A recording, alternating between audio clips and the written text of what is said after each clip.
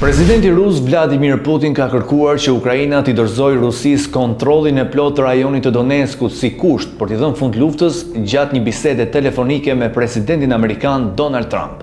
Sipas The Washington Post, Putin ka shprehur gatishmërinë që Rusia të tërheqë trupat nga Kherson dhe Zhaboriçja nëse Kievi pranon humbjen e Donetskut, një zonë strategjike që do të siguronte Rusisë kontrollin e plotë të Donbasit pas më shumë se 11 vitesh luftime.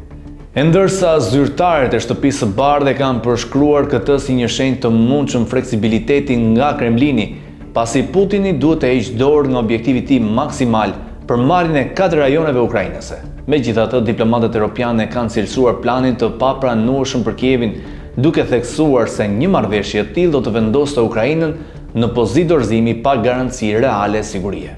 Nga ana tjetër, Donald Trump, i cili pritet të takohet me Vladimir Putin në Budapest, ka ndezur polemikat me deklaratat e tij të fundit. Ai ka sugjeruar se mënyra më e mirë për t'i dhënë fund luftës do të ishte ndarja e Donbasit në mënyrë që pjesa më e madhe të mbetej në kontrollin rus. Të ndahet një vijë betejës, të shkojmë në shtëpi dhe të ndalojmë së vrarë njerëz, tha ai pas takimit me presidentin e Ukrainës Volodymyr Zelensky në Shtëpinë e Bardhë, i cili u largua pa marrë garanci për raketat amerikane që kishte kërkuar. E në një reagim, kryeministri polak Donald Tusk shkruajti në platformën X se askush prej nesh nuk duhet i bëj presion Zelenskit për lëshime territoriale. Presioni duhet i bëhet Rusisë që të ndalojë agresionin e saj. Paqëzimi nuk ka qenë kurrë rruga drejt një paqe të drejtë. Ndërkohë Zelensky ka përsëritur se Ukraina nuk do të pranojë kurrë dorëzimin e territorëve të saj ndaj Rusisë.